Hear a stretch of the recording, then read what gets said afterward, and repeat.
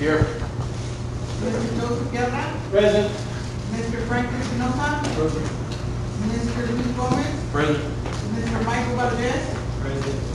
Mr. Richard Santoyo, Here. and I, Martha Garcia, am present. Let the record show that the quorum of the Edgewood Independent School District School Board is present, that this meeting has been duly called, and that notice of this meeting has been posted in accordance with the Texas Open Meetings Act. We have,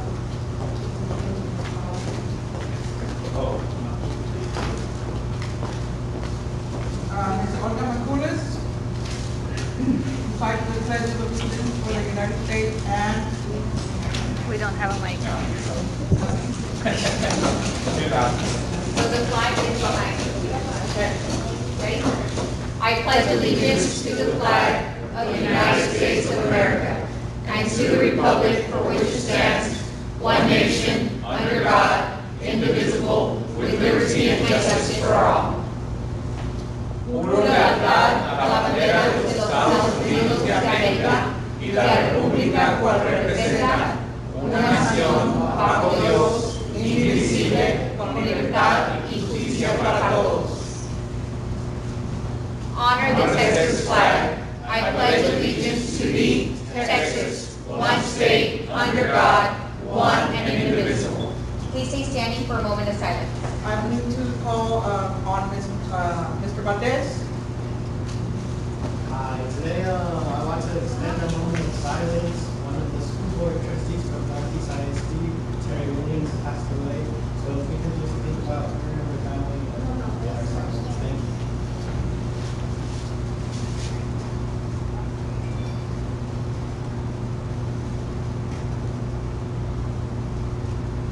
Thank you.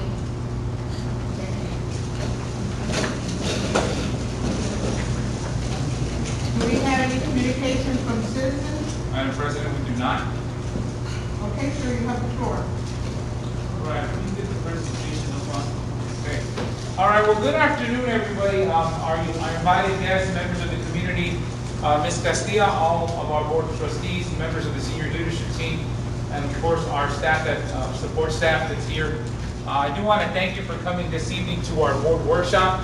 This is part of our monthly cadence in terms of our meetings. This is the first meeting, first workshop of the new year. If you recall, in July we did not have one because we have vacations, we have different things going on, so I do want to state that this is the start of our new school year. And so I have a few items. You're going to see a slight change in how I present this evening. At some point I will stop and turn it over to members of the executive team that are presenting tonight, Mr. Chavez and Ms. Martinez's group. But I want to open it up first to highlight. You know me, I'm all about highlighting our people. So I want to highlight Sergeant Galvan, who participated on our first day of school, which was yesterday, at the Winston Intermediate School of Excellence, by being there as a presence of force in terms of just being there for our parents as they arrived, but also more than anything, just receiving our kids that morning.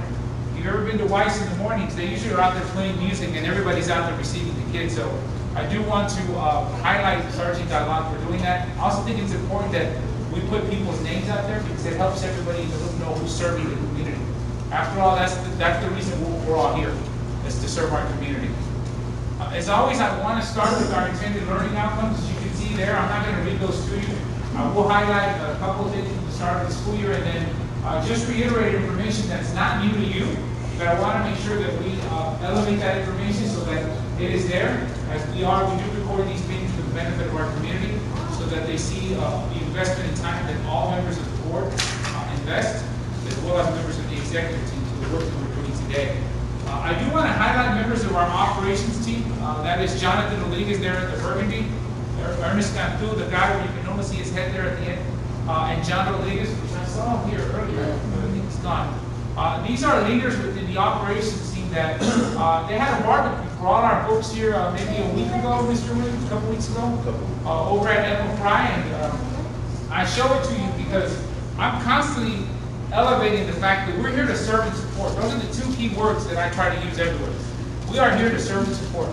And I elevate this because these gentlemen serve brisket and food to all the members of our operations team. And I think that's pretty cool. It was very hot, but they were out there doing it.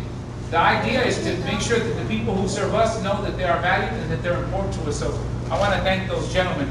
But I want to share with you just a couple of highlights from our start of the school year. Mr. Williams, yes, that's you up there in that picture. So that's Mr. Williams. They're welcoming one of our new members to the community from New York, right? Manhattan, New York. That's Ezekiel. He knows the guy's name. And so he just started our schools. The other two folks that you see there are two students that were patiently waiting for the start of the school year. Of course, as always, you hear me talk about Tell Your Story. So I want to thank the members of our PR team, Ms. McCoulis, Ms. Blevins, for setting up those interviews with not only our English market, but our Spanish market. That's Univision. And so we did a lot of media that day. But it's important that we elevate the work of the school district. And then I want to talk about, oh my God, I just forgot her name. Alexandra, if I remember correctly. This is the young lady that came back to see Mr. Shields. Mr. Shields, Eric Shields, is one of our teachers at the Cisneros Leadership School for Boys. She came out of nowhere that morning. I wanted to thank him because he was her fourth grade teacher, and apparently she's kept up with him all these years. And so she went back, she got her high school diploma, so she thought this is the place I was going to find him, just to come tell him, hey, you did all this for me, and I want you to know I finally graduated. So I thought that was pretty cool. It's always important to remind people that what work they do really does go a long way. So the other people that I want to elevate are members of our leadership schools, or our schools. You recognize most of these faces, but our newest face that we have, and I believe it's already in the board update. Yes, Dr. Mario Duran, who is our new principal, just came to us from Southwest ISD. I'm going to tell you, I've now been to a few meetings across town. Most people are very complimentary of this hire. This young man is a youth pastor in our area. And so I was watching how a lot of parents were coming up that morning and recognizing him from the church. In fact, he is also a youth pastor to one of our members of our board. I'll leave that there. But it's great. I mean, it's great to see people that are investing back in our community. But these are all your principals. These are the leaders of our schools. I always ask people to elevate them because the work they do is not easy, but they do it from a very good place. That's why we always talk about everybody's journey. But we have new faces, people like Melissa Machado, who's come up through our pipelines. Our pipelines are starting to produce. Marta Esquivel, 20 years of service to our district, and is now one of our principals in the district. Ms. Willman, who was the principal at Gardendale, into Innovation, is now back as the Learn for Life high school principal. And then you see that Ms. Jessica Husband, Mr. Verano. Again, these are all pipeline leaders that choose to be in our school district. And I say that to you because work the next year. I hope that you always keep their faces in your mind because they need the support of this group and everything that we do. And so board members, we have a few items for your consideration tonight. We want to bring those up for you. You're going to hear from members of our leadership team. Whenever I use specific headshots, it's because these are the people you're going to hear from. That doesn't mean I'm ignoring the other people on the team. It's just that these are the folks who have items on the agenda today. This is the cover page of their presentation. You will see that here shortly, so I won't steal their thunder. But these are the items that are up for consideration. Board, as you will see, most of these items are recurring items to our school district. The ones that stand out to me are Head Start. In fact, today I was at Stafford BCC and the city of San Antonio program. They're doing security, I think the security review for the school, which is going really well. And so I stopped and thanked Lisa. I don't remember Lisa's last name, but for the money that they invested in our school district. And of course, she thanked us for being a great partner. But these programs are extremely important for our 3-year-old, 4-year-olds, and in fact, I think I heard today, Dr. we have a 6-week-old in our hallway there. I got to visit today. And so we're starting to see our kids go through a program. That's important support. That's up for your consideration. We have items that have to do with House Bill 4545. You remember that conversation last year? These mandates that we have coming out of the legislative session. I'll remind you, they're not funded, but we find money for that. And then you'll see the rest of the items there. Item E is a recurring item, just the T-test appraiser system. It comes up every year. Anybody who appraises teachers must receive support from the board. These are people who have gone through extensive training and have certifications. But if we hire somebody new, then we have to put this agenda item on the agenda. So know that that's a recurring item. You have a presentation from our business and operations team. These are the 2 members that are going to be speaking to you this evening. Of course, there's other support staff here, such as Ms. Mary Gampu and Dr. Miller-Raver here, also support for their items, as well as Dr. Butler. This is the cover of their presentation, so it jogs your memory later. But these are the items that are up for consideration. I won't go through all of these, but of course, you'll have an opportunity to ask questions. Some of these are recurring, like for example, the professional employment report, the paraprofessional employment report. Those are recurring every month. When we brought you the budget for consideration in June, we said that, as we said over the last few years, the compensation plan will probably come up more than a couple times a year. That's going to happen because we have to pivot and make sure we adjust to the changes in our region. Everybody's competing for talent right now. So that's the name of the game. If you recall, board members, those of you that were on the 4 or 5 years ago, we usually would bring the comp plan up once a year, and that was it. But now we bring it up more than once, because obviously our market has changed. The landscape has changed, and so that's important. And so trustees, thank you for all the support that you've given us. Those of you, the 3 of you who attended this Saturday, our back to school fair, Mr. Valdez, Mr. Guerrero, Mr. Gomez, thank you for attending this Saturday at the back to school fair. We had a great turnout of parents and children getting haircuts. We had our congressman there. You see the picture of our dental students. These are folks from UT Health that came in and did cleanings and lots of tests for our community. In fact, I even got a test done. And then, of course, just all the different vendors we had. It was a really great Saturday for back to school. So thank you for those of you who were there, and then those of you who supported. Of course, that's our councilwoman, Melissa Hafner, I think I said that right, who was also there and actually handing out the wipes, right, for our schools. And so that was really, really cool. And then, of course, we also had a district job fair. So you heard me talk about back to school fair, health fair, and we had a job fair. And so still to the last minute, recruiting staff. We were able to hire staff for our schools. And so I won't steal Miss Trevino's thunder, but she'll have an update for you there. We are still hiring folks. In fact, I think I got a lead on a bilingual teacher today. So hopefully Ms. Trevino will get that information before the end of the day. We need bilingual teachers. And so at this time, I'm going to turn it over to Mr. Chavez, who was the first one. But now before I mention these 2 individuals, Leticia Gudea and Reida Moreno are 2 of our parent volunteers who consistently volunteer at the Las Palmas Leadership School for Girls. I share them with you because we are going to bring them into one of the regular board meetings and highlight them. These are women who show up at the school every day. I'm sure they have families and kids and other obligations. This is one of the folks that Miss Staines, you know Miss Staines, she used to be a parent liaison and she's now our school secretary at Las Palmas.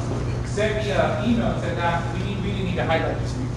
They do so much for us. They don't ask, they just show up. They don't ask for money, they just ask for a way in. And so they come in and do all sorts of stuff consistently. So I wanted to elevate them and include them in the work that we do. And I got to see them today, actually.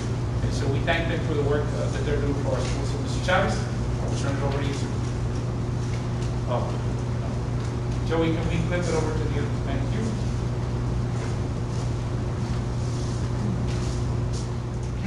Good evening, everybody. Board members, SLT members, colleagues, and distinguished guests.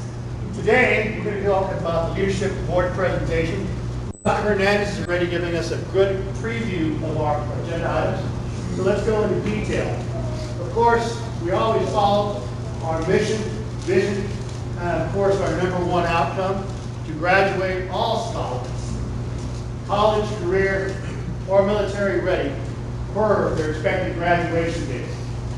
This is the team that's coming in tonight, Dr. Robert Pasuto, Dr. Kimberly Mackins, and Ms. Teresa Salinas, all people we've seen on several presentations in the past.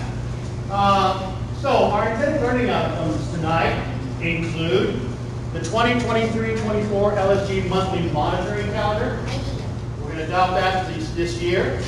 Renewal of the Head Start and Early Head Start agreement for education services with the City of San Antonio for the 2024-2029 grant. We're also going to talk about AIR Tutor Contract Agreement and Brainfuse Online Tutoring Service Learning Agreement. 2 tutoring programs, and I believe Dr. Miller is going to be presenting some information to you. She also did that last year as we worked with AIR Tutors.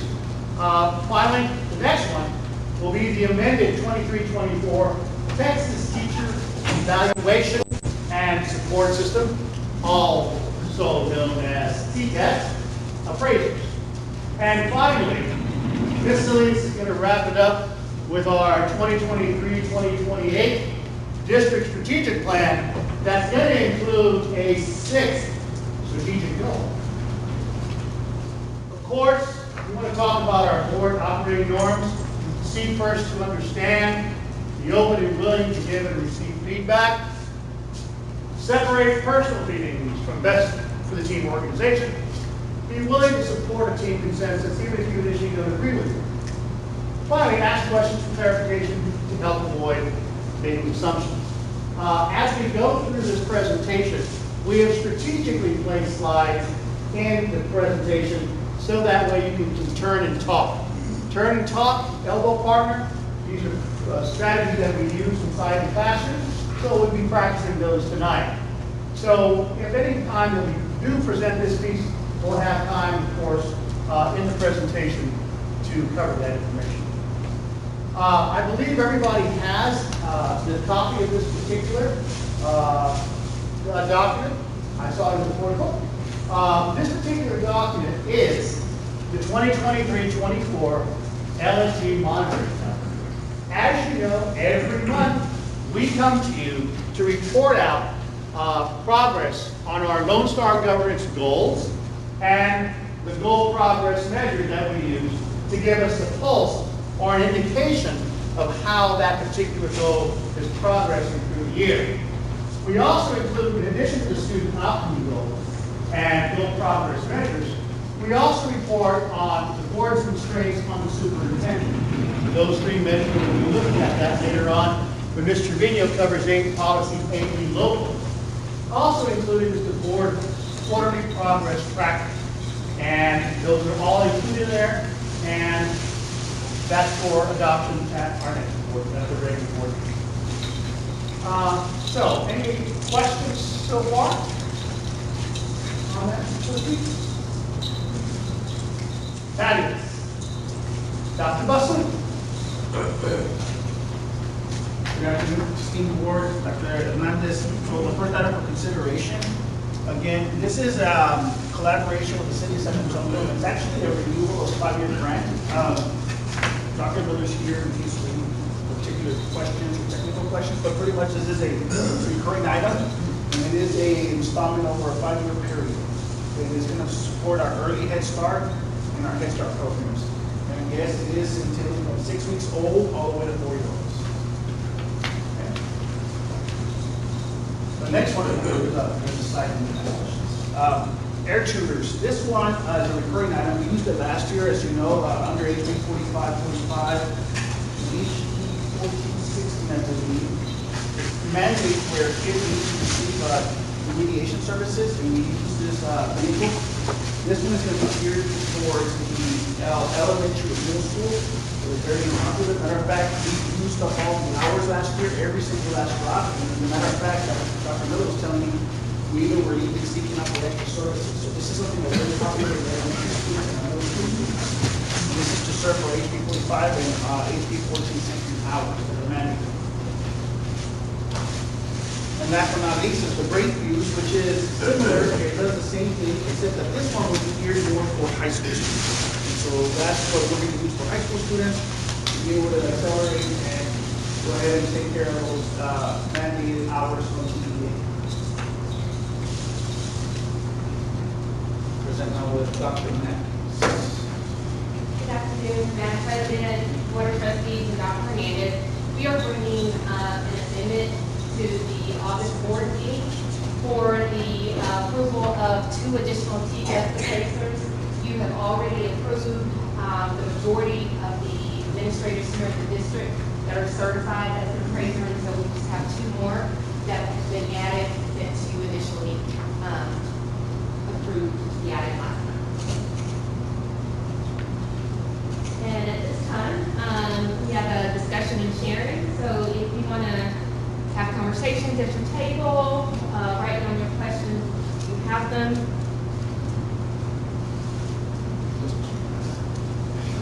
I would like to ask my question to everyone. Okay. Once you would like to answer, You want to ask a question publicly. Sure, can we allow everybody the first time just a little bit of a dialogue, and then we'll bring it up to, yes, after. Do you have any questions?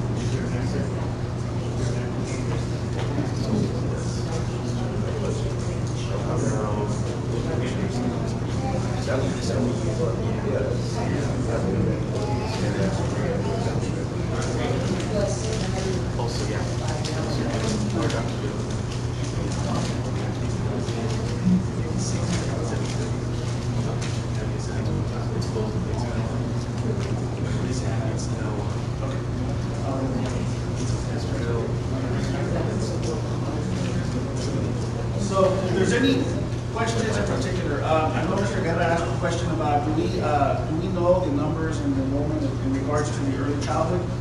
And talking to Dr. Miller, there's about 595 students that we've already accounted for out of the 777, correct? Yes, so the Head Start, and then there's approximately another 35 in the 2 elementary pre-K classrooms.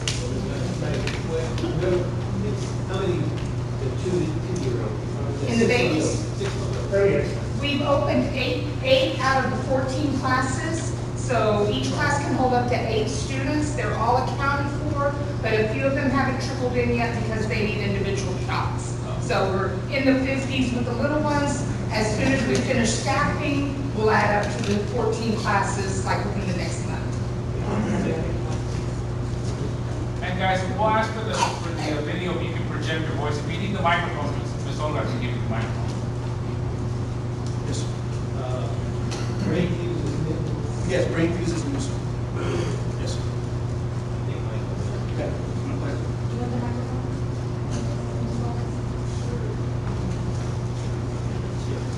For the Head Start, I was wondering if we could, because it says a draft, and I was thinking that there was a lot of edits. I was wondering before the board meeting, we can see like a final one without all the edit drafts. Yes, that's dependent upon when the city of San Antonio releases it to us. They are notoriously kind of slow in releasing it, but we do have a final copy before we go to the board meeting. Otherwise, we can postpone and go the following month. But for the drafts, are we making the drafts as the school district, or is the city of San Antonio making the drafts? City of San Antonio makes it. We've already had a chance to look at it to see if we had any concerns. We've sent it back to them for the few minor edits that we asked for, and then we're waiting for the final copy. Thank you. And for, I believe it was brain freeze. This one was for like the high school, I believe, but I was wondering why. Well, I think it was the other one. Why did that? Wait, Air Tutor. It was. I think it was Air Tutor where Gus Garcia wasn't listed. That's a campus choice, and it's based on their individual data and their individual staffing pattern. If a campus has a very low number of students who need to be served, then they don't necessarily need this additional supplement. Or if the campus has additional staff who may be intended specifically to provide these kind of remedial services. So that was a choice Gus Garcia made last year as well. Even though as a middle school, you tend to have pretty high numbers. But because of their structure, they were able to build it into their regular school day, and so they didn't need the additional support. I have it.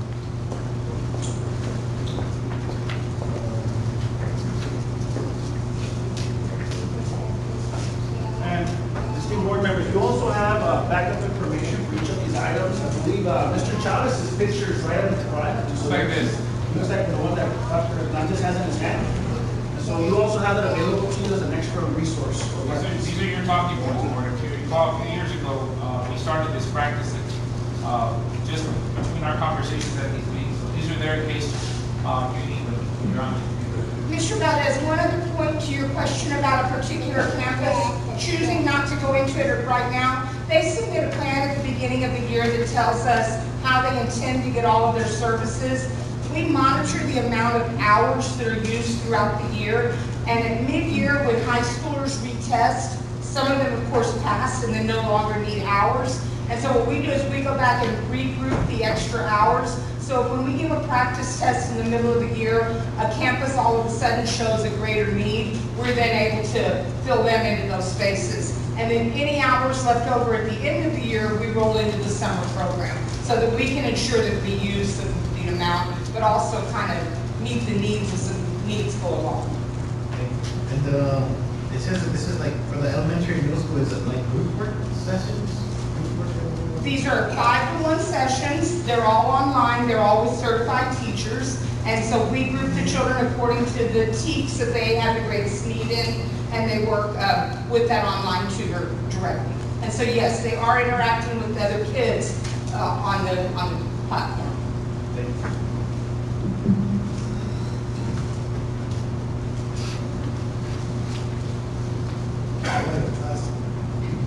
Sorry. Because I'm a new board member. What is the T-test appraiser? Like, what does it mean to appraise a teacher? Is my question. Sure, that's a good question. It means that's how they're evaluated each year.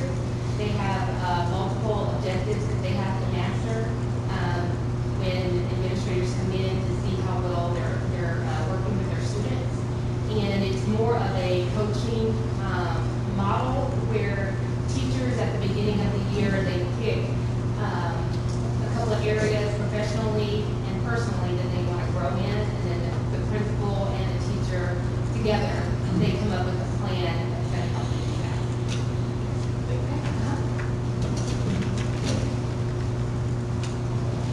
Thank you. Mr. Thomas?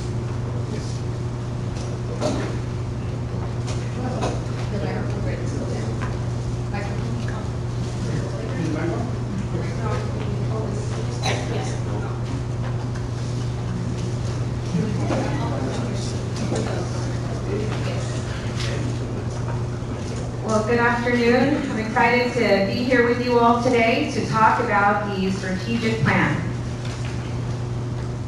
So the Edgewood ISD District Strategic Plan has been a labor of love. It's been a long time coming. There has been a lot of work that's gone into the background and development of the plan that you're going to see here before you today. And so I'd like to go ahead and start by setting our learning intentions. Today I'm going to spend a little bit of time just building some context because, you know, like I said, we started this work last year, and there was some work done previously around garnering feedback from stakeholders. And so I'm going to talk about the components of the plan. We're going to talk a little bit about that journey. We're going to talk about the launch of the new timeline, and you're going to actually get an opportunity to start kind of looking through this plan. I did put something in the board updates last week around Goal 6, and we'll talk about Goal 6. And I'll also link this plan in the board update, and you will also see, if you go to our board, our district website, you're going to see the plan linked on the front page.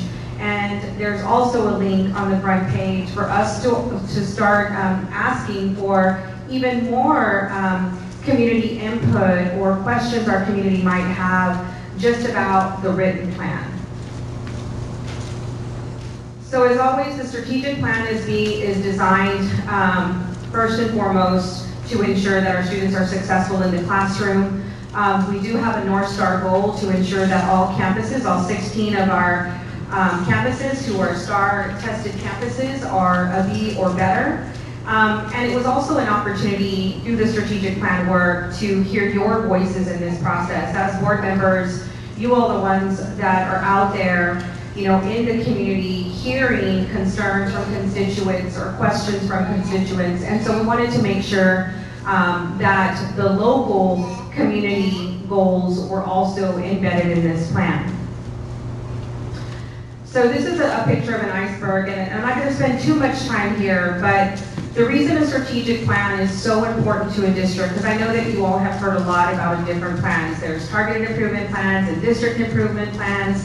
But the strategic plan is really about working on the system. You can see there that on the system means that there was some community voice, that it addresses the needs of the local community, that it addresses the needs of various stakeholders along the way, and that it's not a one-time process. So this strategic plan is going to be something that we are going to continue to talk about in our board workshops, in the progress planning meeting. It's something that we're going to keep a pulse on, and it's even going to be tied to our senior leadership staff members' appraisals. And so I think that's really key when we think about the work that we do here in our district. So what is a district strategic plan? It's really a long-range plan that embeds our mission, vision, values. It brings cohesion to the district. You can see at the top here, it is about being goal-focused. You guys have heard us talk about key performance indicators. It is all about the metric. It's about alignment, bringing all the different pieces together. You know, we have the HB3 goals, we have local goals, we have priorities. So this is an opportunity for us to really target in on accountability, strategy, and transparency. We did want to make sure, I know when you picked it up, you're like, oh, it's 22 pages, 26 pages. We do want to keep it very short and sweet. It's not going to have a whole bunch of detail. We'll go over how we get to the places where we're making impact during our meetings, but it is something that we wanted everybody to be able to understand, which is really important. So why a district strategic plan? It is about accountability. It is a focus on results, and what you're going to find is the strategic plan really identifies 1 to 3 key owners.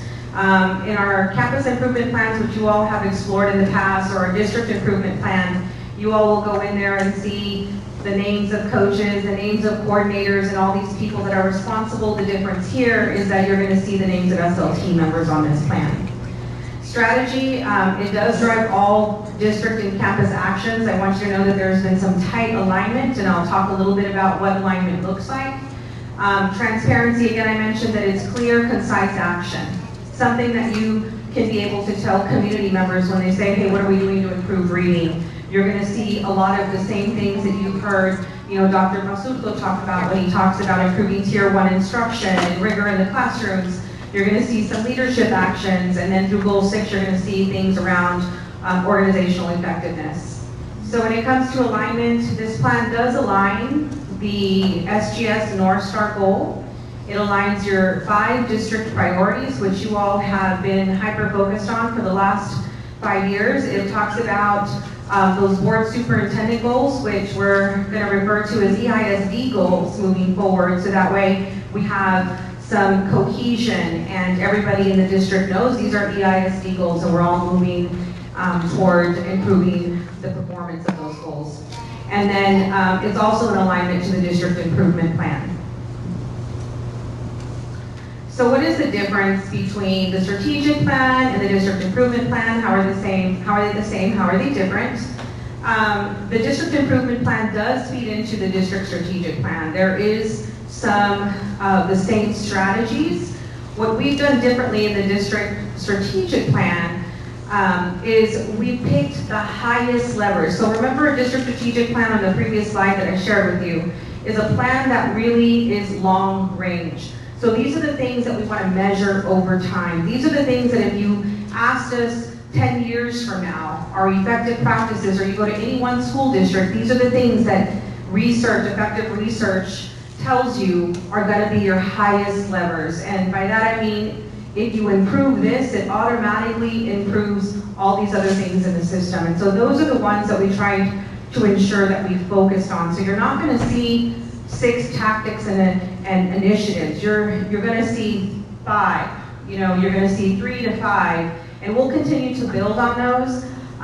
The other thing I want to mention about the strategic plan is it is a living document. We've talked about that, and I'll tell you what that means. So in campus improvement plans are living documents, and district plans are living documents, and this strategic plan is also a living document.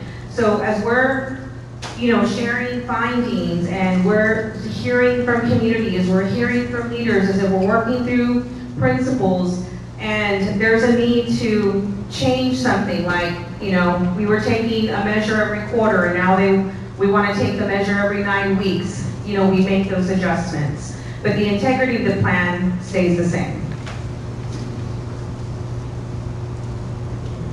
So, what was our strategy like when we think about like the whole planning process? And this is where I'm going to take a few of you down memory lane. The identification and declaration. Remember, we had a lot of different goals and lots of conversations last year around, well, all of these things, how do we make sense of them? And so it was really about coming together so that we could bring cohesion to the conversation and have one plan that we all look at all the time and one set of system goals. The other part was phase 1, which was the garnering feedback phase. And you all will remember this because you were in the thick of these conversations. You were in some of the community meetings. You were engaged with TNTP. They did a lot of surveys, a lot of feedback that we got from the community that led to phase 2, and that was the goal setting and drafting. So we talked a lot about our HB3 goals, and then, after all these conversations, we threw up some chart paper all over the place, and there was this need to ensure that we did a better job of communicating authentically with community members and adequately preparing our students to leave us and go into the workforce or college or a career or the military. And so we talked a lot about what it's going to take to prepare children, and so you're going to see some of that in Goal 4, 5, and you'll see organizational improvement in Goal 6. And so this last phase 3 is really the recommendation to approve Goal 6 in the strategic plan, which we've talked about organizational improvement and effectiveness.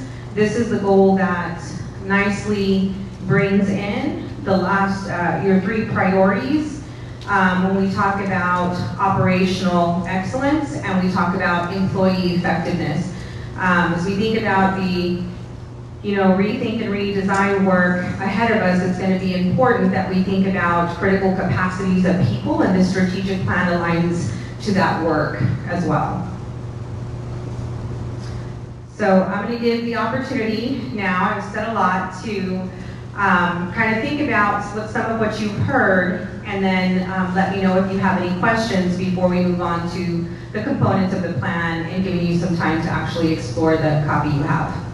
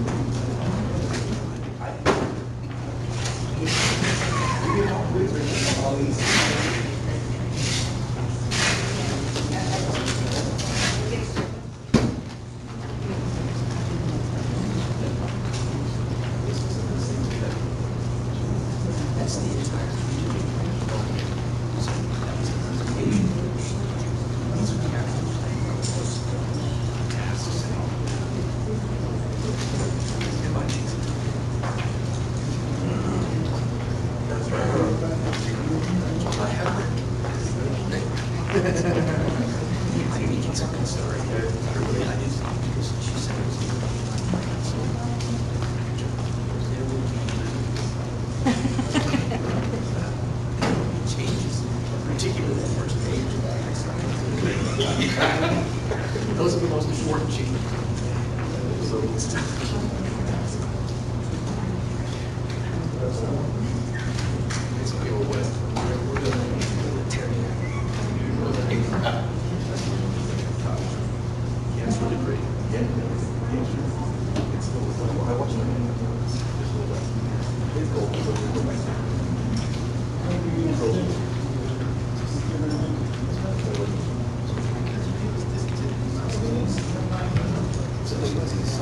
Can I use a superintendent conference room on Friday night?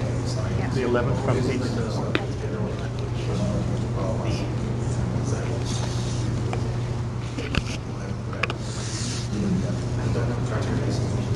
8. 12. Actually, 8 to 10. RDT. Actually, just say 10. RDT. Got it. Got it.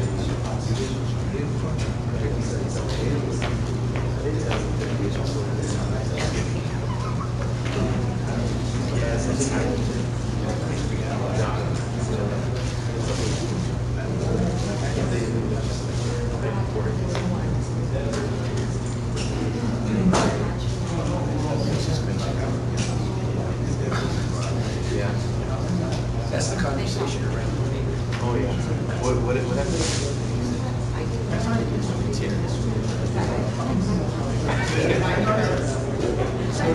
We're here to call it out. You're in select time. I'm going to give you the mic. Those are the real story.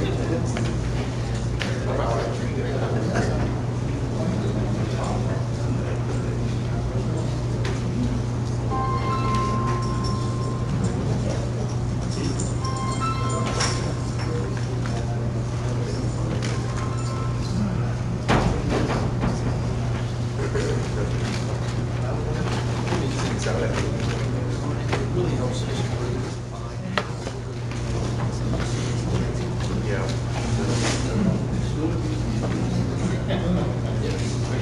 Thank you very much for engaging in some conversation. I appreciate some of the feedback that I've already received.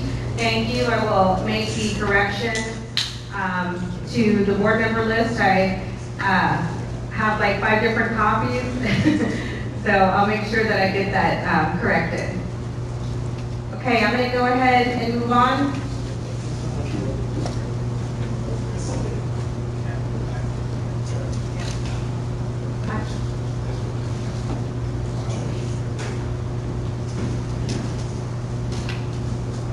Thank you all. As you continue to look through this document, I will put a link in the update if you have any questions. I'll also have this document in the board update, and then I will be gathering some more input that we have community members if they'd like to comment on the plan. We'll continue to keep that up on the website for a month so that we can continue to hear from our constituents in terms of what they might need more clarity around, what do we need to do a better job of communicating, and what information we need to share with you all. So as you go out in the community, you can be that voice to kind of carry out the work and share the work that's happening around the strategic plan. So what do we do to prepare for the launch? We did a lot of work around the background.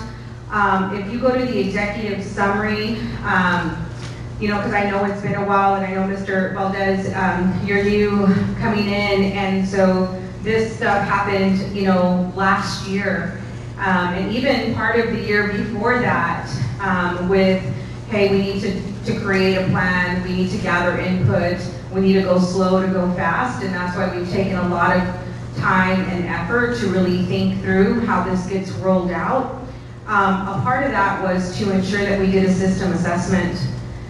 So we really did an evaluation of what are we currently measuring, how are we measuring our own individual impact as, you know, members of the senior leadership team, what are some of the things that we've learned over the course of the year that will help us identify the root cause of system barriers, and what are the opportunities we have to improve the system through this district strategic plan. We also talked about critical capacities. What is everyone's role and responsibility? Because, you know, as you hear from a lot of the presentation, there's a lot of shared work, and we're going to continue to collaborate as members, you know, of SLT. But there's also work that we own individually, and so this was an opportunity for us to really say at the end of the day, who's going to report the findings? Who's responsible for ensuring that everyone in the organization does the job that they're required to do to improve student achievement? So we looked at those things. Again, you know, with so many different things that we do in schools, we really had to prioritize the, you know, 3 to 5 things that we are going to constantly keep a pulse on and ensure that we bring forward to this team. And then we also looked at what is the data infrastructure? What do we have the capacity to do that maybe we haven't thought about doing in the past that'll better help us measure this lever? Because it's all about, you say you're going to do A, well, how do you know that it works, right? What's that B, that results that you're going to be able to get information on, and what is that going to look like when we share that information? And then what is the frequency? You know, because you don't want to be looking at, you know, a bunch of data that hasn't had time to, you know, if the strategy needs more time to have an impact, we want to make sure that that reporting period aligns with that. So again, this is just kind of an overview of the whole process. Again, remember there was goal identifications, there was the drafting of the district strategic plan, and so I want to talk about that just a little bit. And so when the strategic plan, remember that the strategic plan, the district improvement plan, feeds into the strategic plan. The district improvement plan is a collaborative effort between every department in the district. Every department in the district determines how they're going to accomplish goals. They do a needs assessment, they establish the strategies that they're going to use, they decide how they're going to measure it, they decide who's going to own it. And so you see all this detail. It also is tied to funding sources, right? The types of funds you're going to use, how much money you're going to allocate for the strategy, has training and all kinds of other stuff in it. So what the innovation team did with Diversa, our Texas Education Agency executive advisor who does this work with several different districts to help them launch their strategic plan, is the innovation team worked with Diversa to think about all the system goals. And so Duncan Klusman, who came and met with you all to do the brainstorming session, then came and worked with my team and said, okay, let's start laying out the template and the plan. Let's start thinking through what you heard from the community and what's written in your district strategic plan. So we initially drafted, put the template into place, and then we actually went and got feedback on the plan. So during our district leadership retreat, and I did put some pictures in the board update last Friday, we had over 130 district level leaders, campus principals, assistant principals, coordinators actually go and look at every page that you have in front of you today and give more feedback on the plan. So I intentionally gave you a district strategic plan hard copy, and you're going to see text in blue and you're going to see text in black. The reason that's important is because I wanted you to know that everything you see in blue is what was edited based on the feedback we got from those 130 individuals. So they asked a lot of critical questions. While they might not have necessarily given feedback on a strategy, they did ask questions that really made us go back and think about what we needed to add to the executive summary or make more clear. Because again, the charge we gave them is, we want to put a plan out on our website that our community has access to, that every teacher, every employee has access to, that they actually can read. That they can get a sense of the story, and that they know what we're doing in the district. And then lastly, well, next is the board approval. The ask is that you approve the strategic plan and the embedded goal 6 that's in the strategic plan. And the next step after that is we are going to have a district advisory task force that's going to be measuring the impact. And then, of course, the results delivery team, which is SLT members, that are going to be getting the feedback from the task force, analyzing data, and then creating the presentations that will come before you during the board performance planning meetings and board workshops. So the components of the strategic plan, I'm not going to go over all of these. You've already seen them when you guys were looking through the plan, but these are the big kind of rocks in the plan. You're going to see executive summary, phases, goals, acknowledgements, and the plan for the execution, which are the actual goal templates. The breakdown of the 6 goals, you're going to see initiative and tactic. Remember, it's short, sweet, simple. So if there's something in there that you already see, hey, don't really know what this means, please let us know. You're going to see the impact, what's supposed to happen as a result of you doing this, and then the performance indicator, what are you planning on doing to measure that? You're going to see the results delivery team owner. You're going to see when we plan to monitor that, and then you're going to see what data we're going to use to analyze results. And then that's just a picture of the 6 goals.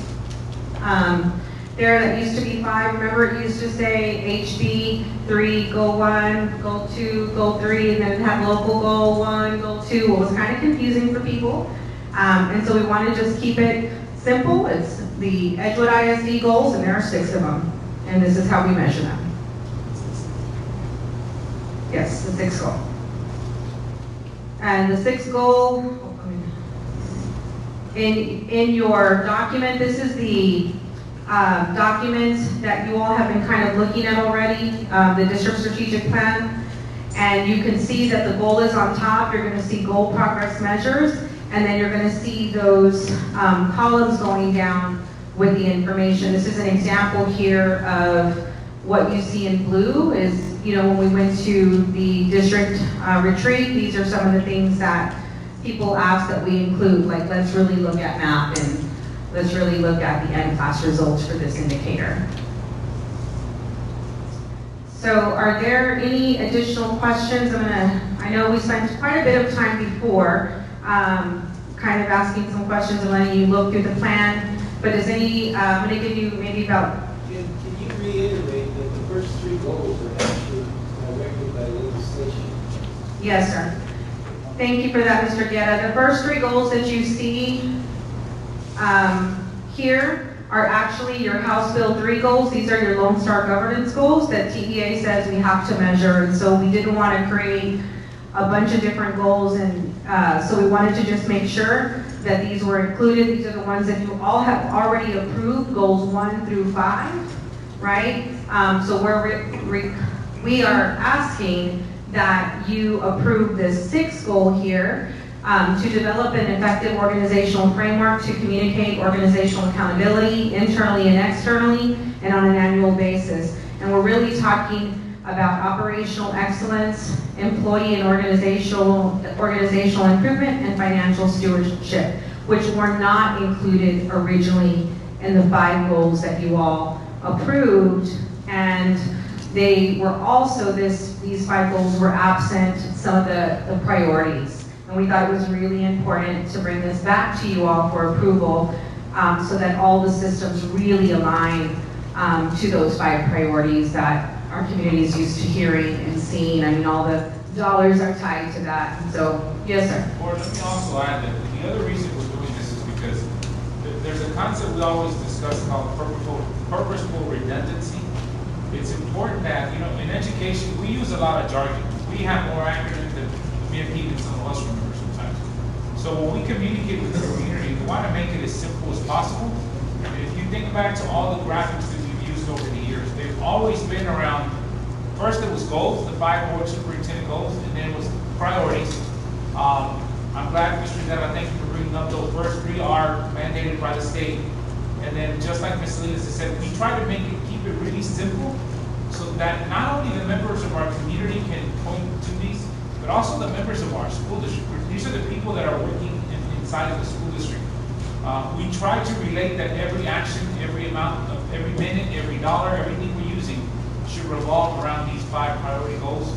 And so that's just to give you a little more context into why we go this deep, just to make sure that people can relate to these things, and be a part of what they're doing on the schools. Because it's not, let's be honest, it's not always the most fun conversation, but it is a conversation that we need to make sure we tie around. So thank you, Mr. Guerra, for your trying to connect. Ms. Salinas, thank you very much for bringing that, reminding us all the work that we've done already, all the people that were involved, and that's what keeps us focused, those goals, because everything we do in any respect are connected to those goals, and it wasn't designed by one person. So thank you very much for sharing our journey, because it's been a long journey, but thank God it kept us focused and moving forward. Appreciate that. Are there any other questions that anyone has so far?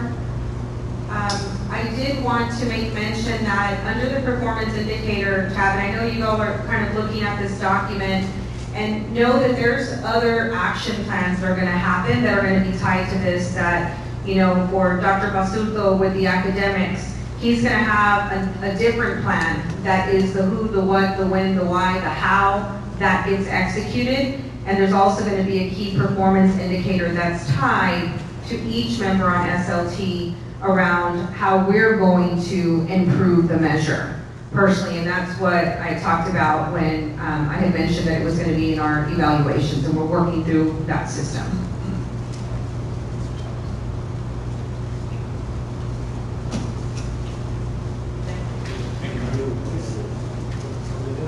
Oh, I'm sorry.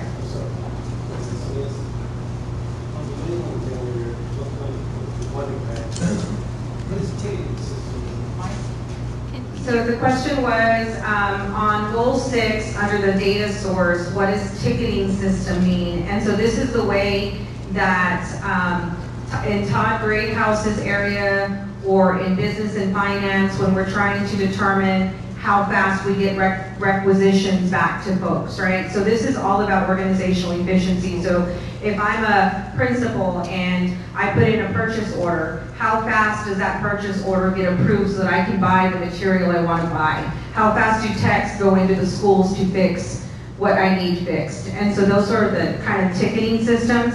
We're going to work with Mr. Greathouse, and if there's a specific form that he is going to use, and maybe it's not called a ticketing system, you might see that it's now going to be called the Efficiency and Effectiveness Documentation Dashboard. That's why we call this a living document, because those things, all we know is that we need a ticketing system, right? We need to be able to track the turnaround time, right? And so I've been doing a lot of discussion with folks around an FAQ that we'll bring back around some of the questions that you might continue to have around the strategic plan. And then lastly, there's an oversight committee. Again, Mr. Chavez, myself, and Dr. James Hernandez, who is a board member and will be added to that document in the proper place, is going to be providing some oversight and governance, like, hey, how is your results-driven team measuring the success? What's happening in the district, and what does this look like? And so this will be like a little smaller governing body that helps us ensure that we're reporting what needs to be reported. Checks and balance. So again, the timeline, seeking your approval in August, and then in September and October, the plan is to continue to progress monitor, to provide you with the status of where we are. And then of course, after that, it's just this little machine. We're just gonna come back and improve, showcase improvement results around what we said we were gonna measure. So thank you for your time. I don't know what happened there. Appreciate it if you have any questions. It's actually supposed to say thank you for your attention. I really appreciate it. I know this was a long presentation, so thank you very much.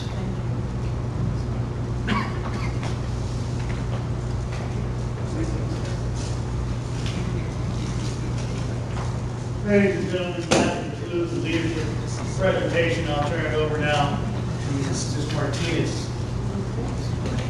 If you need to run to the restroom real quick while she sets up, by all means, please do so. No.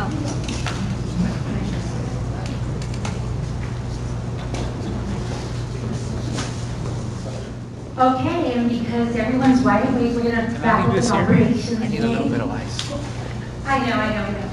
So tonight, Ms. Trevino has some agenda items, and I will be presenting the agenda items from the finance office. This is a team that makes up the operations team. Notably, we have the CFO missing, and instead of moving on. Tonight, we're going to talk about the monthly collection report, the monthly financial statements, a budget amendment that we started discussing back in May. We're going to talk about a refund for ad valorem taxes for Ms. Morales, and to EISD, we'll go into a little bit more detail shortly. And we also need to authorize a position for the tax rate calculator that will be coming back up to the board in September. Ms. Trevino will also go over the monthly auxiliary and paraprofessional employment board reports, the professional employment board report, a compensation plan updates, and a contract that we have to fill some gaps with our nursing staff. So, as always, you see the slides, very, very familiar. All the work that we do is tied around our priorities and the goals that we have around SGS. We tie everything that we do to the mission and vision of the district. And the items that we have tonight, these are informational, but I'm going to review them briefly, just high level. The monthly tax report that you see is for July. You'll see that the numbers are a little low on the actual report. It's about 400,000 and 500,000 for the last couple of months, but we're still collecting on the 2022 tax value. So, including the excess past due taxes and the collections that we've had, about 24 million, we've already collected at 101.35% as of this last month of July. And I'll remind you that in September, we'll bring back the certified roll. After TEA reviews the information, we'll bring it back to the board to finalize the tax rate next month. Financial statements, you have the July financial statements. They're very basic at this point. We have about 5.26% of our budget that's been either encumbered and or spent. It's still very early on. We just rolled out the budget in the middle of July, so campuses are just starting to roll back, starting to get the requisitions going.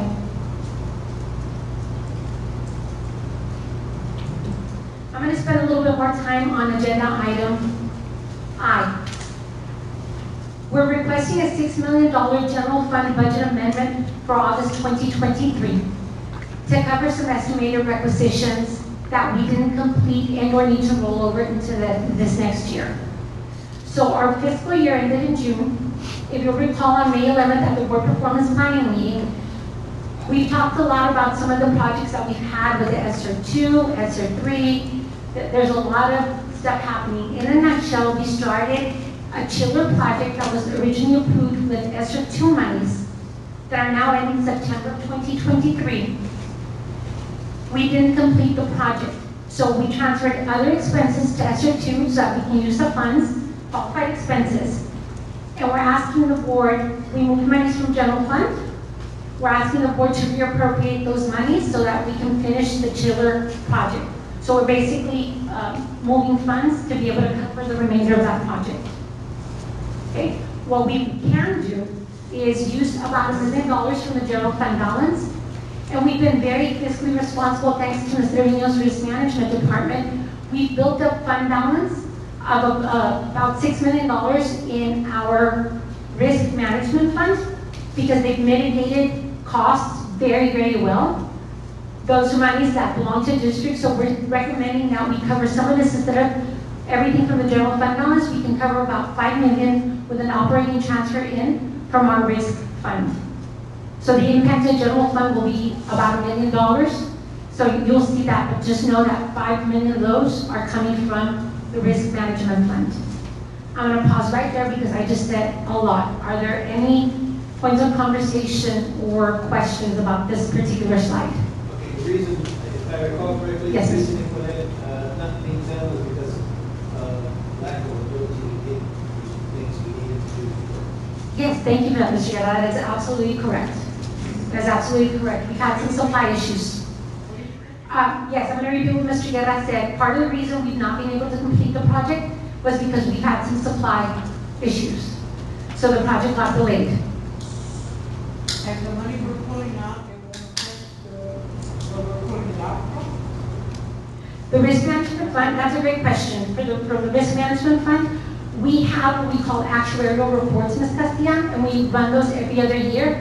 All that means is we've saved this amount of money, do we still need it? What are the actual claims that we could potentially get? So we've built up enough fund balance that we feel confident that we can transfer $5 million out and still be soluble and able to pay claims that are against that fund. Yes, ma'am. Any other questions? Okay, thank you. This is another one I want a little bit more detail. Waiver request of penalty and interest on ad valorem taxes from Ms. Maricela Morales and Edgewood ISD. This is really funny. They're asking us if we can waive our own taxes. I'm gonna really quickly, Ms. Morales, or the tax office, is our fiduciary agent. They collect our property taxes on behalf of the district, okay? They make errors just like everybody else does. So in this case, there was an error on an account, but because they're collecting taxes on our behalf, they must get the board's approval to reimburse this individual that was erroneously charged for some penalty and interest. So that is the request. Edgewood ISD, if you recall, the reason we're on the list is because we just purchased the property at South Acme Road. The timing of which we closed and the time Bear County transferred the property, we got billed some taxes. So we've made a request to get our taxes back, to get them reimbursed. We paid them so we wouldn't incur any more penalties and interest. We've made a request, but because we're one of the taxing units, they're asking us permission to reimburse ourselves. So I know it's a little silly, but it's part of the practice, and we're mandated to do that. So those are the two items that you see. One of them is a result, both of them are results of delays in the tax office, but we do require approval from the board to get these reimbursed.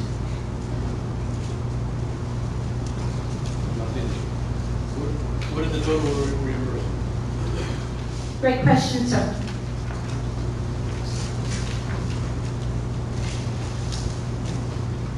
Our reimbursement for the warehouse is a little over $5,000, but Bear County owes us $2,562.55.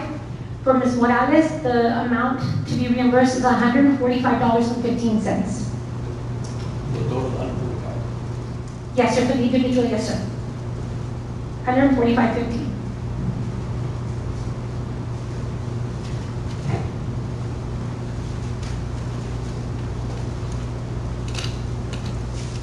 Final item, because we do not have a CFO and we do have to validate the tax rate next month, I'm requesting that the board allow me to represent the district in calculating the no new revenue tax rate and the voter approval tax rate and any other truth in taxation requirements that we're required to fill with the state. This is a very standard practice, but we do need to get this approved in August, so when we come back in September, I'm authorized to deliver that information to the board and the community. Any other questions or discussion items? Okay. I'm going to give about 2-3 minutes for Pear Chef, and then I'll pass the microphone on to Mr. Lee.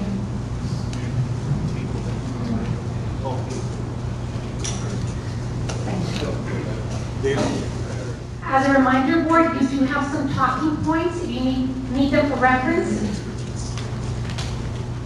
They look like this, and Ms. Castillo would put them in your folder. You got an extra copy of my ordinance with my picture on it? Can you send it to me email?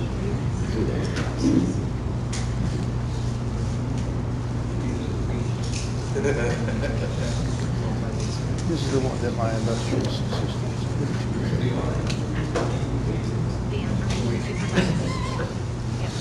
Hey, but I had shared it with you. Remember? Sure. I didn't see the one where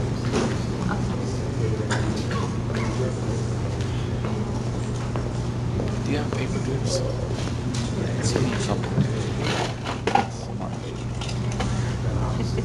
More? No, I think two. Okay.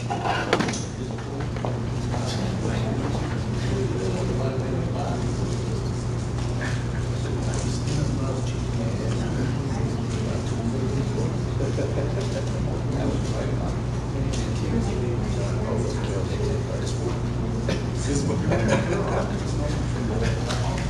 we're going to go ahead and move on. So for my items, I have a couple items that I'm bringing to you. We have, of course, these are recurring items. This is our auxiliary paraprofessional employment board report that you get on a monthly basis on hires and resignations or promotions. Next item is our professional employment board report, and this is, of course, our professional staff. I'd like to take the opportunity right now to update you on where we are with our teaching staff. We currently have 29 vacancies for our teachers. We also have 7 fully staffed campuses. Those campuses we have Perales, Cisneros, Gardendale, LBJ, Stafford, Early Childhood Center, Memorial, and DAP. 6 of our campuses have 1 vacancy, 2 have 2 vacancies, 3 have 3 vacancies, and 2 have 4. So we are working diligently. We continue to monitor numbers daily. We are looking at numbers as far as different programs in bilingual and special ed. So we can see as we're looking at the redesign, trying to make sure we're making the best use of all of our resources. So that is something that we continue to look to make sure that these positions that we currently have are actual positions that we need to continue to fill, or if there's something that we need to do to support our students in a different capacity, whether it's combining classes or combining resources as well. But right now, that is where we're at. We do have our largest need right now in bilingual. We currently have 10 bilingual vacancies. Some of our numbers that we are getting right now, we have some campuses that may have small numbers that could be combined, but at this time, we don't feel that right now is the right time to do it. We're going to give some time to see if we get some more students back, because we are aggressively going out and monitoring those students that did not show up on the first day. So we are monitoring those numbers. And that is on our professional report. Is there any questions on that? I know that was probably something that is very high impact, so I wanted to make sure we can address that. If there's any questions on professional and teaching staff? Questions? Yes.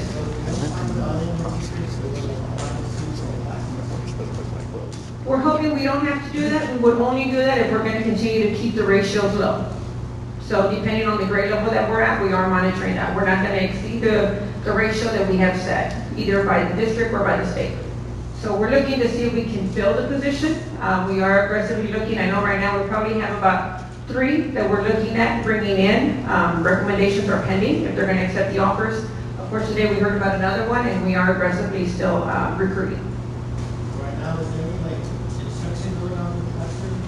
There is instruction. We do have some long-term subs. We also have some staff members that are currently on board that are in their supporting classrooms as well. So we do have instruction going on. Thank you. Great question for that. Anybody else questions? Okay, I'll go ahead and move on. So the next item I have is an addendum to compensation. Just wanted, and I know that Hernandez mentioned already, our compensation plan is something that's going to be fluid. We are going to be bringing this question or this item up pretty frequently. It is a standing item right now that I'm going to add to the August and also to September, and of course any other month. But for now, these 2, we have had conversations with different organizations, including bilingual, if there are something that we need to do to make adjustments to our compensation plan, working with that department to see if that's actual need that we need to change, whether it's a stipend or kind of looking at how we're servicing our students, looking at our special ed stipends as well, talking with the department to see what is it that we can do in comparison to how others in the district are doing. We know some districts, of course, have not started yet. I know in talking to my colleagues in other districts, there seems to be the same need, the shortage of special ed and bilingual teachers, or teachers in general, right? We're having struggles. So we are looking at different avenues on what we can do. So that's why in this area with compensation, we will continue to have it on a regularly posted item for a monthly question and see what we can do. We will be getting the compensation, and it is currently approved, posted, but again, it's going to be fluid. We'll probably be changing it. As we approve, we'll make that change on there so we can see what the change is and on the date that it was changed. But just so you know, the compensation plan will be in August and September, and then of course anything else that we see in between, but letting y'all know that is something that we're fluidly looking at, wanting to see what we can do to continue to stay competitive, be able to continue to keep our employees and even to recruit new employees. Yes, sir. Maybe you can provide us the trustees like a draft of the compensation plan. We're going to post it by the end of this week. It will be posted online. I believe I also asked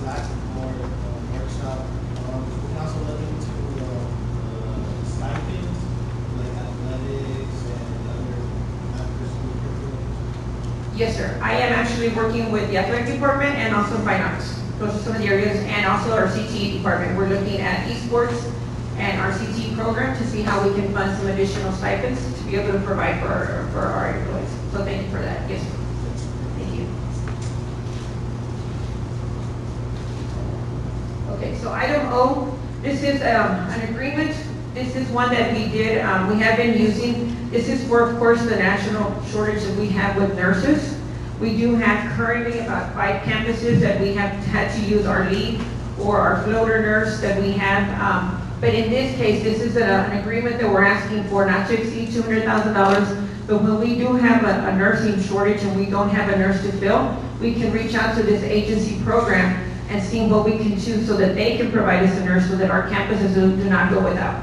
We want to make sure that we have nursing staff at all of our campuses, but in case we are unable to fill that position, or we have nurses sometimes, nurses also are out, we want to make sure that we can tap into these services of these individuals and so we can make sure we have a nurse at every campus every single day.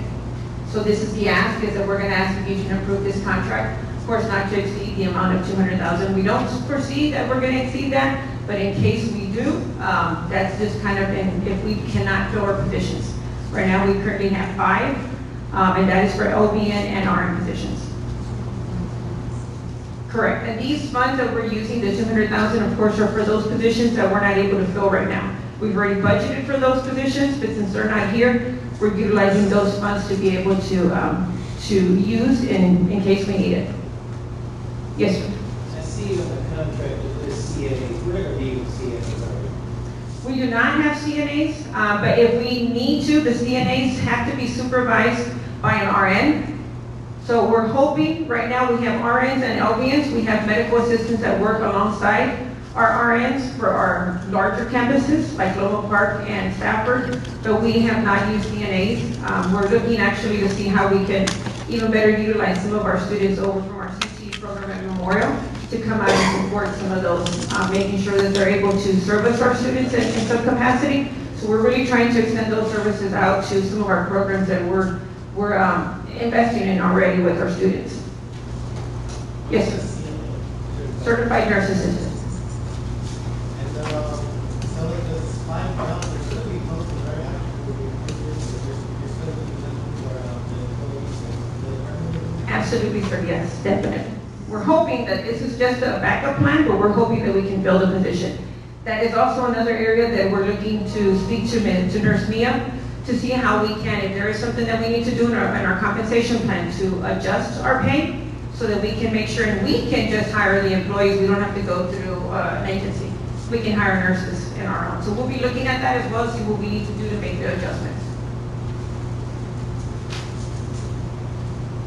Okay, next we have a board policy. This board policy is coming to you. Mr. Chavez is coming around. This is actually through Mr. Chavez's area. This is AE Local. This is educational philosophy for the 23-24 school year. There were some changes to our goals, our board goals, and also our constraints. So in doing so, because those changed in 2022 and 23, of course, that needs to be changed in policy. This is AE Local. The copy that you have before you is going to be the TASB policy that came in. It has the markups on the changes in the policy. So you're going to see those goals that you changed last year are goals that now we need to reflect in policy and make those changes. So you're going to see it in the outcomes and also in the constraints. So this will be coming to you at the next board meeting for approval. And it'll be the first reading. Of course, we'll have the second reading in the month of September. Yes, sir. Can you re-mention what this is again? Yes, this is our local policy that we have from TASB. TASB, of course, makes recommendations. When we are going to make a policy change, we have to submit that to our TASB representative, which is Eric Narcis. He makes the changes on the policy. He does the markups. So we'll be coming to you as board members. That is one of your responsibilities, right? And one of your duties is to approve policy. So that policy that is before you is one of the changes that we are asking for the AE Local.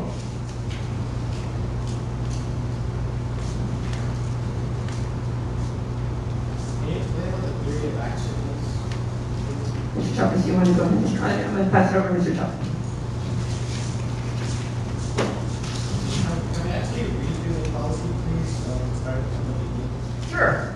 The very beginning has our mission, and by the way, this was initially our educational philosophy. And so this defines, and this is AE local, the education philosophy approved by the board.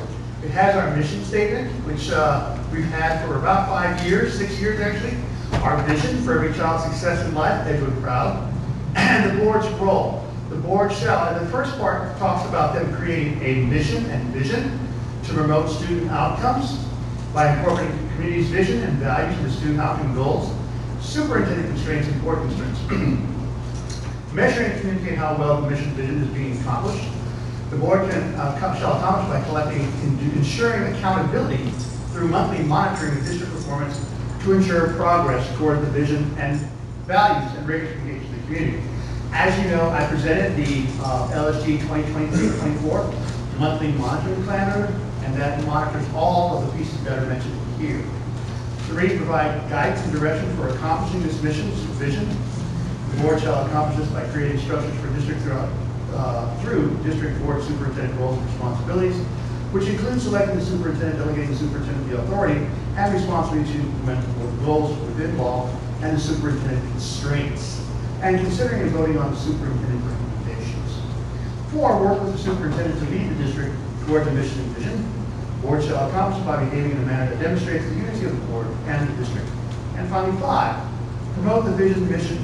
The board shall accomplish by providing advocacy for students, families, staff, and stakeholders. In carrying out the above activities, the board shall at all times comply with education code and other law as applicable. As you also know, you have the board self-monitoring piece, the board progress measures. Those particular pieces are done quarterly, the quarterly progress measure, and those cover all of the indicators located in Lone Star governance. The next is the superintendent role. Here, it outlines the superintendent as the board's sole delegate, excluding the school attorney and internal auditor for managing district operations, shall be responsible for accomplishing the board's student outcome goals, which we report in the LSD goals every month, within the boundaries provided by this board, superintendent constraints, and state and federal law. State and federal law require board adoption of policies on a variety of topics. The board adopted policies in the district local. Policy manual constitute compliance with these legal requirements in accordance with state law. The superintendent shall be responsible for preparing recommendations for policies to be adopted by the board, overseeing the implementation of adopted policies and developing appropriate administrative regulations. In recommending policies for adoption, the superintendent shall identify when the board is required to adopt policy or has statutory decision-making authority that cannot be delegated to the superintendent. Required board policy addressing administrative mission shall be handled by consent agenda, with the superintendent informing the board of substantive changes. Any operational issues not required to be board adopted shall be addressed in administrative regulations, and the board shall take necessary steps to remove such issues from all policies in C through G local policy series. And of course, this outlines the fact that the board has complete control over adopting and modifying local policy, as opposed to legal, which comes from our legislative order. Board's student outcome goals for the superintendent. These are the LSG goals that we've adopted last year, and basically it changes to update it to our current grade 3 scores meet or above on STAR reading to increase from 26% to 40% by June 2027. Baseline grade 3 STAR reading measured in June 22. Likewise, for the second ones for the students in grade 3 who score meets or above on STAR mathematics will increase from 20% to 50% by June. Baseline grade 3 in 2022. Our third piece is our CCMR, College and Career Readiness score of percent of graduates who meet the CCR standard will increase from 43% to 85% by June 27, baseline June 2022. In this case, the next part is the board constraints for the superintendent, and while in pursuit of the board's student outcome goals, the superintendent shall not allow, and I want to pay close attention to this because double entendre of words. While in pursuit of student outcome, the superintendent shall not allow 1, adult convenience or preference to take priority over the academic progress of our students. If you recall, we recently revised the board constraint progress measures, in which that was basically our North Star goal, to go from 4 to 16 A or B schools. Student outcome goal oriented professional learning to decrease. And this was also presented at the last board meeting where we presented with you the amount of professional development that did not drop below 60%. It was also in our board update for last week.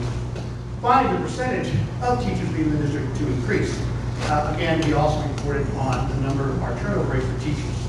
The district shall pursue a system of grade schools theory of action where central administration devolves alternate autonomy to schools, empowers parents to make choices, creates performance requirements with campus annually evaluates performance of and demand for schools, and makes strategic decisions regarding growing access to high-performing schools and addressing low performers. Campus performance requirements shall require the campus to accomplish the board's student outcome goals while operating within the board's other constraints. The superintendent shall interpret the superintendent constraints and, in consultation with the board, select constraint progress measures, CPMs, for each constraint.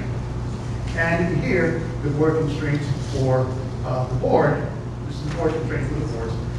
Board shall operate within the board's role as defined above with the board operating procedures. The board, either collectively or through actions of individual trustees, shall not, 1, make modifications, additions, or subtractions to policy making local more than once a year. 2, perform or appear to perform any of the roles delegated to the superintendent.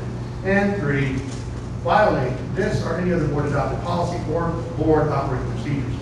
Board self-evaluation, the board shall conduct formative self-evaluation to be quarterly and with 45 days prior to conducting the annual superintendent evaluation. The board shall self-evaluate quarterly using the TA invitation to delegation. If you know, this last board meeting we provided that, and that falls within 45 days, which I believe superintendent's evaluation will take place at the September board meeting. Superintendent's evaluation, the board shall evaluate the superintendents based on the district achievement of the board's student outcome goals, compliance with the superintendent constraints, accomplishment of at least 8% of the adopted progress measures, GPMs and CPMs. Annual target shall be an automatic indicator of success. Below that threshold, the board judgment shall be the indicator of success. And of course, every time we do the LSG goals, we always leave a filter. Are we progressing? We need improvements over this. Theory of action, which goes to your initial question. The district shall begin transition from managed instruction theory of action to earned autonomy theory of action, with the goal of having implemented a system of grade schools theory of action by 2022. In earned autonomy theory of action, the central administration shall directly administer some campuses and grant varying levels of autonomy to other campuses. The central administration shall clearly define operational thresholds that decide to serve higher levels of autonomy and the specific autonomy is earned, consistent with the board's student outcome goals and constraints. The administration shall methodically identify paths for performance improvement, align educator incentive with student performance, and ensure that educator placement is a function of student needs rather than adult preferences. Responsibility for accomplishing the board's student outcome goals while operating within the board's constraints shall vary by context between central administration and campus administration. With no more than 5 years, the district shall transition to a system of grade schools theory of action, where central administration grants autonomy to schools and empowers parents to make choices, creates performance requirements for campuses annually evaluates performance and demand for schools that make strategic decisions regarding growing access to high-performing schools and addressing low performers. To begin this transition, the district is exploring industry charter opportunities as well as other partnerships. Campus performance requirements shall require the campus to accomplish board student outcome goals while operating within the board's constraints. And of course, all of our schools are aware of each of the LSG goals, 1, 2, and 3, as well as constraints. And this past year, I know our academic department put those in place for all campuses. Dr. Hernandez, can you tell me what it means by required board policy addressing administrative issues shall be handled by the consent agenda? Second. It's on the second page. Second page. One more time. Yes, the required board policy by addressing administrative issues shall be handled by consent agenda.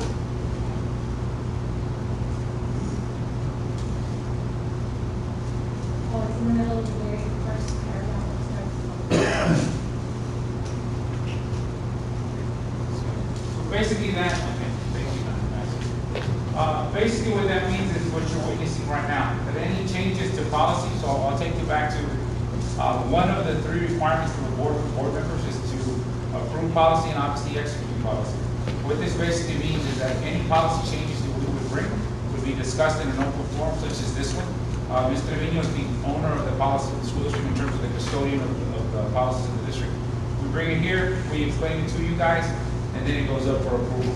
I think it was mentioned earlier that the policies that are given to us by TASB, you as a board member, you guys as a board are approving the local policy. But in terms of the state level, or the state policy is given to us, that's pretty much executed for the most part. So that's what that means. I want to extend even a little further. If you look specifically, it was also mentioned that all this started with system of grade schools. If memory serves, that was June of 2018. That was the genesis for where all this work started. When the district voted, that board of trustees voted on system of grade schools. That's what ultimately led to the work around innovation, the work around the 6 goals that you saw today. Today was the introduction of the 6th goal. The journey that we've taken over the last few years and the associated goals. So that's how all that connects. But in terms of policy, you'll see it right up here. It'll be discussed with you guys to inform you guys. You'll get your notes, and then you guys will vote as a group of 7 on the approval or not approval of that policy. That's the way it works. So you said the system of grade schools started in 2018? I believe it was June 2018, yes, sir. And that wasn't the school board, right? It was the government board of managers? Yes, it was the board of managers. At that time, the TA commissioner approved the board of managers, so that was the authority and the governance body of those commissioners. Yes. That is an accurate statement. So, yeah, so the appointed people voting on this 2018. Well, it started, the genesis of it was, yes, in June 2018, but as board members have transitioned back to a fully elected board, which I'll share with the group, members that were on the appointed board then won their outright seats during an election. So they were voted to stay on, and so that has continued to grow in terms of the work that started with system of grade schools and what it's led to. Yes, sir. That is an accurate start, and that's how it's evolved over the years. Can you explain to me what the management instruction theory is that is currently in place? The management instruction theory basically means that for earned autonomy of our schools, principals must be metrics associated with their leadership of the school. Metrics are, to include just a few, in an elementary school would be things like the Lone Star governance goals, would be star rated goals, and other locally developed goals. At the middle school, they're usually about the same. At the high school, you'll see more of the CCMR, you'll see CTE, college, career, military readiness. Those are other indicators that we would look at. And then, of course, through innovation, we also have, help me out with the word, Operator managed. the operator managed schools, and then they have their associated metrics. So autonomy is earned based on outcomes and performances. That's what that means. What is operator management? Those are the schools that are, the board has ordered to provide in-district charters. You heard today pre-K for essay, Texas A&M, San Antonio. You have Learn for Life. You have Friends of P-Tech. You have CCIS. Yes, those are the operator management. So right now, in this policy, like all the stuff in black is currently in place, but the only things we're changing will be the stuff in red. Correct. And I think the other point that I wanted to provide too, for everyone, I think this would benefit all of us. The board president and I were having this discussion on page 2, on the bottom, board constraints for the superintendent. If you look at item 1, and I think this is a real important one because I recall having this conversation with the board many years, and I'll bring it up again. Adult convenience or preference to take priority over the academic purpose or students is a no-no. That's what the board's always said. Any adult convenience does not outweigh the need to educate our kids, so that's important because it applies at all levels. To include things around policy and to include that we support the work of the schools. That's the function of the 7-member board and the superintendent. So I want to highlight that because I think that affects everybody in the school. Thank you. Another question.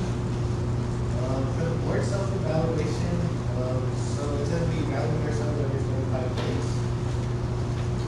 Quarterly. So if you look at the board monitoring calendar for 23-24, it has those goals. How do we self-evaluate? I can go ahead and provide that rubric. There's a rubric that we follow. Yeah. We'll put them on Lone Star governance training, and that's where we receive that training, and that's where we receive the rubric and the scores that we produce. Also, I'll remind you, board, this is a good opportunity to remind remind everyone. This is also going to be afforded to you in terms of training at the LSC training. All 7 of you have received those dates.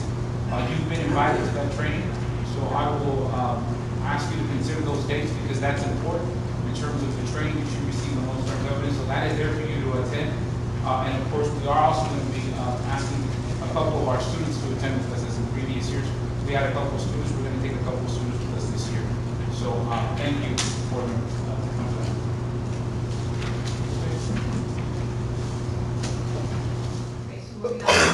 The next item, I just wanted to make sure that, wanted to get some reminders.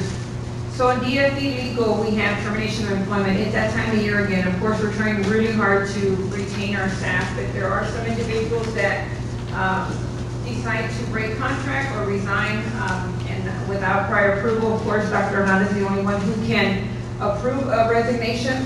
So if they resign without approval, then they're in essence breaking contract, and that will require board approval because then we will submit for sanction. That is under DFE legal.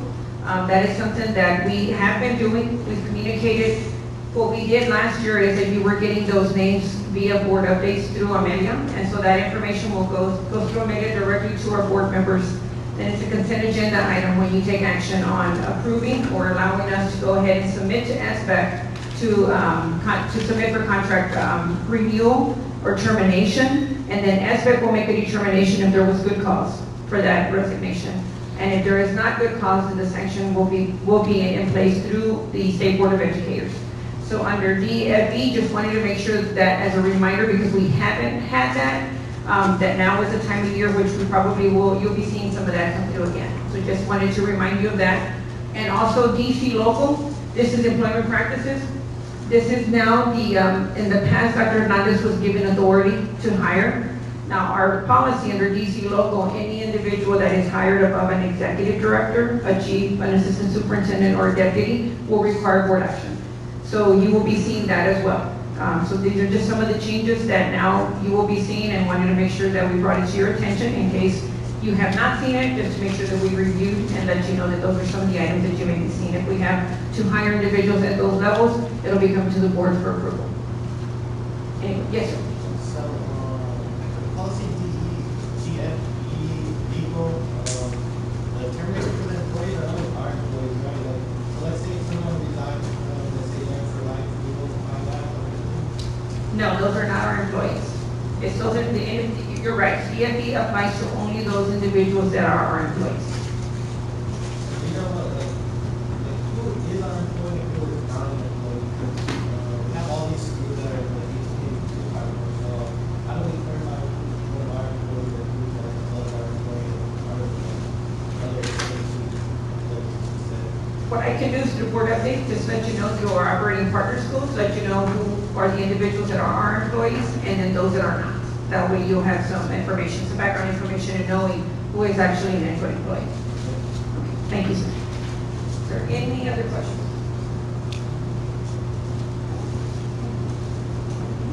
I think that was discussion. We're good. All right.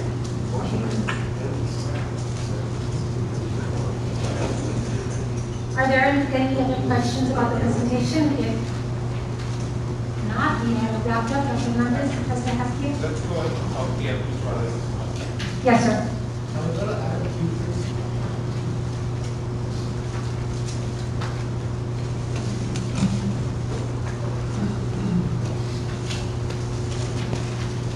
Use the board. It's the minutes. Memo. I don't think you have it. No, we don't. No. But in the meanwhile, Joey can put it mine. But yes, sir. I was reading to the transcript, and towards the end, we did not document that the president, she asked again if there was any discussion on the consent agenda, but she moved on. So I was wondering if we could document that in the transcript. Which month are we discussing? June 6th. Those are the only two items. It's the public and the regular board meeting that's up for So this is discussion. on which particular meeting? I don't remember right now, Mr. Rodriguez, so I cannot. We'd have to go back and look at the video, but Yeah. it's pretty much, Is there that's how it anything was. specifically you're wondering about, sir? I just wanted a document at the end, it's like a document of the transcript, but because you couldn't hear the recording because the audio was kind of distraught on the YouTube recording. But at the end, President Castilla asked if there was any discussion on the consent agenda, and I kept saying yes, we have discussion, and everyone just moved on. I like that documented. Okay, we'll look at the video to see what we hear, and then we'll do an update either through a board update or we'll share with you directly. And I'll also make sure I do something just to make sure we're on level. But thank you for sharing that. Thank you. Joey, is it back? Okay. All right. All right, board. Yes, sir. That's right there. So again, as I mentioned earlier, we were going to stop and then we were going to, I would close this out. So again, board, all the items that were brought to you today are, of course, items that support ultimately the work of the district, which is the Vision 2028 project around the 5 board superintendent priorities. This is a new look that we're going to start using around our 5 board superintendent priorities. I think it's a really good one so that our external audience, because remember these do go on our website, everybody can pull these, get a visual of what we're talking about when we talk about the 5 board superintendent priorities and what they look like in the everyday. So I want to thank, I don't want to take credit for somebody who created, I want to thank Ms. Castillo and Ms. Nino who come up with these excellent graphics. But these are the 5 board priorities and where we spend most of our time. That is the money that you approved at the June 30th adoption. So all items that have been brought to you can be directly linked to your approval of this year's budget and the budget that we'll be moving forward for the 23-24 school year. So I want to connect all those items for you. As mentioned before, trustees, you heard a lot this evening around the advisory committees that you were going to be a part of. Specifically, you heard about the Finance and Facilities Committee and the earlier request to start a conversation around reorganization of our school district in terms of, and also creating a task force. That was the direct ask during the special call meeting. And so I'm going to talk a little bit more about that, but now I want to remind everybody again, this is the first meeting of the year on our monthly cadence. So today, on August 3rd, in our officers meeting, that's where the board president and the superintendent set the agenda. I do want to acknowledge that in this case, our board president is very collaborative about this process, so we do meet with the board officers. Although the state, our requirements do not require that, we do that because the idea is to create collaboration and create leadership for the future. Today, as of today, you'll see those dates. I plan to work again at working with our one-on-one meetings. Now, I want to be real transparent about this. I'm going to start listing the dates there that are open for one-to-one meetings. So let me share why the one-to-one meetings are being created. If you recall, about 3 years ago, we were having one-to-one meetings. I asked you if it would be okay if I moved to board performance planning meetings in lieu of individual meetings. Because a lot of times we would meet sometimes a couple of people at a time. The idea was, if I'm having 7 meetings in a 2-week span, I mean, I'm just being transparent with you, then I also have to have time to be in schools. I also have to have time to be with constituents and everybody else in the district. So I want to say that as I share this with you. But right now, those are the dates that I'm working with. These are not an extra opportunity for you to sit with me and ask very additional questions. You might walk out of today and think, you know what, I didn't ask that. Or you know what, there's another question. Typically, if you send us an email, we will answer your question and then put it on the board update. If we don't put it immediately after, we don't have an answer yet. Once you ask the question, we will put it there. We've done that for 5 years, we're not going to stop. That's the way we've been doing business. But again, these one-to-one meetings are afforded to you so that you can ask additional questions. Remember, the name of the game is to be transparent. Okay, so that's the idea behind these meetings. We'll have our board performance planning meeting on August 17th. I want to speak a little more to this because I don't think I've ever said this before, and I want to say this. Board, I hope that you will meet me in the middle on what I'm about to share with you. Just like I'm saying that I have these 2 weeks open for one-to-one meetings, the people who put this meeting together are sitting in this room right now. Just like they have to work long and hard to prepare for tonight, they also have to prepare for these meetings. I say that to you because we afford this opportunity above and beyond what's required of us. Remember, we are only required to give you that, I'm going to say the brown packet because I'm old school, but we're only required to give you information 3 days before the date of the actual meeting. That's all that's required of us. We've never just done that here. We go above and beyond. But I say this for my people because one thing you know I'm very protective of The men and women that serve on this SLT team work really hard. Or I know the 7 if you see that. I know you see that. But also I'm sharing this because this will live on our website. I want our constituents to know. So there's a lot of work that goes into these performance planning meetings. So when you come, this is our way of holding ourselves accountable to what's expected of us. We have a high level of accountability for ourselves. So that's what these meetings are for. That's on August the 17th. We'll send that out. The last thing is the board meeting on the 22nd, which coincidentally, that is going to be a day where, what do we do at board meetings? We celebrate our people. We bring people who offer business services or just people that are part of our community that we want to celebrate. That is the point of the regular board meeting. We spent the last 5 years going over workshops, one-to-one meetings, performance planning meetings. All of those things are important so that we can come here and celebrate the people that we need to celebrate, and of course, have executive session items that they come up. That's important. You also get a board update. So again, I hope what you're seeing is there's a lot of information afforded to you. These are the actual dates. Ms. Castillo came up with an excellent idea of making this very visual. So you're going to have these every time that we present. You'll have these on the 11th, the 18th, and remember, we do not have a board update the Friday after a board meeting. That's always been our practice. People have to sort of get ready for the next month. And so that's why we don't have them there. And so again, you'll see that there. And then of course, board trustees, of course, this is the dais that we have. I thought this was a really good picture. Thank you, Ms. Castillo. But you heard tonight about some of the board advisory committees. And so these are the 4 advisory committees that we've established. I learned this process from some of my mentors, both the superintendents from former retired superintendents from Northside and Southwest, and a couple who do this with their boards. I thought it was an excellent idea, so I thought we would do this here. And so the first is our district our SHAC committee.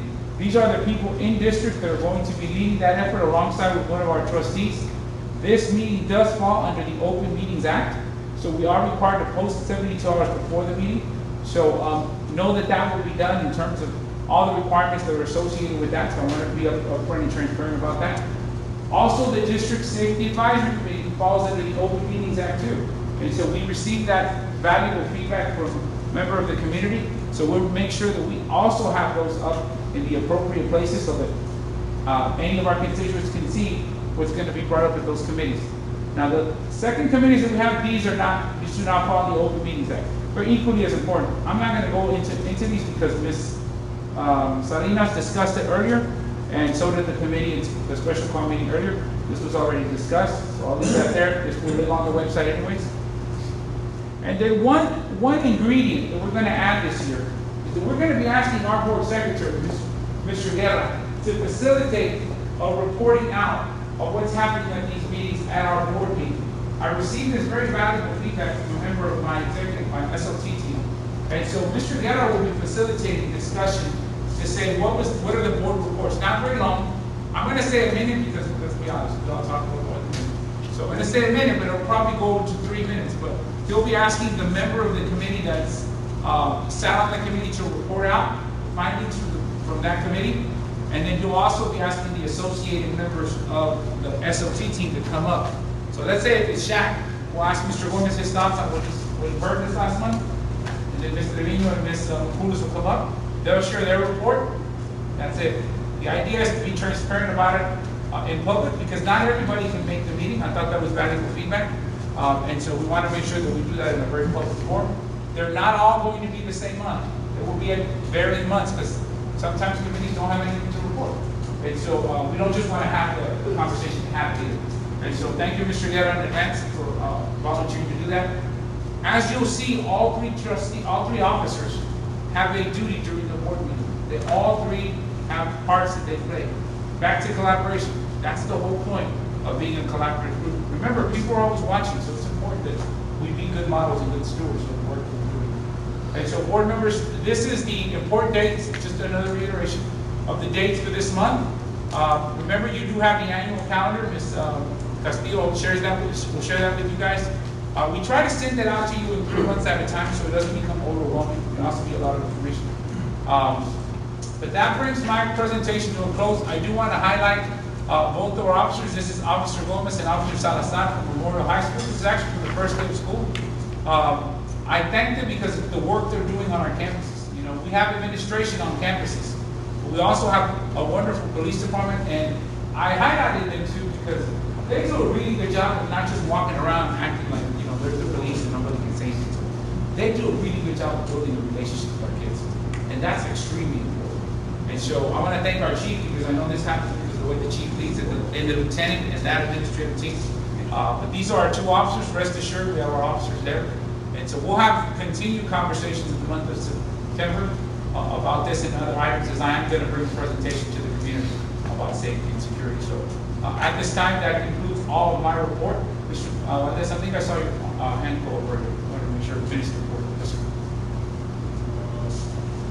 My question was for the last, what performance planning meeting, because we didn't have the recording or video or anything, can we redo what happened exactly during that meeting for the next one? So we will have, so to make sure I understand the question, I think what I'm hearing you say is, can we redo the June board performance planning? So to be transparent with the group, the only reason we don't have a video is because we had a technical difficulty. And that's the honest truth there. A lot of that information is going to build in this performance planning meeting that we're bringing up.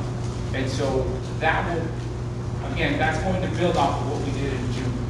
And so when you come to the performance planning this one, we're going to start talking about assessment data that's coming out. We're also going to be previewing things like the campus improvement and district improvement plans, which are plans that are going to be presented to you guys in the month of September, October, and so it will build, these performance planning meetings always build on each other. And so you'll get very similar to the information that was offered in June. And so that's how we're going to move forward on that. Okay. Any other questions from any other? Yes, sir. Since we're here and we see that the officers have body cameras now, can you explain like how this moves into effect? Chief, you know me? One more time for the question. Can you explain like now that we have officer body cams, can we explain the reason why? The reason why the body cameras. The reason why we have body cameras, because it's always a best practice to have body cameras. It'll help the officers document the events that they encounter better. It'll help us. It'll help us if we ever need to hold our officers accountable, because we are about transparency and accountability. It'll also help us provide a better service to the community as well. And I believe, Chief, that's always been the goal. It's just that obviously those are costly. So it's sort of been one of those kind of layaways you save today and hopefully get to the money that you need. And so I know the chief's been working on that over the last few years. Okay. Madam President, turn it back over to you. Thank you, George. The time is now 7:27. Do we have a motion to adjourn? So moved. Any seconds? Second. Any discussion? If there's no discussion, all those in favor, raise your hand and say aye. Aye. All those opposed, raise your hand and say nay. Motion passes. The meeting is adjourned. Thank you for coming. Thank you, everybody. Amelia.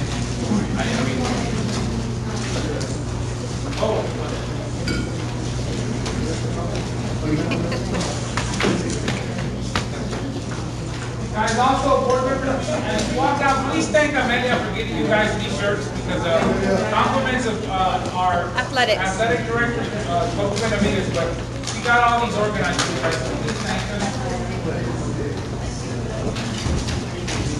Make sure you open it out.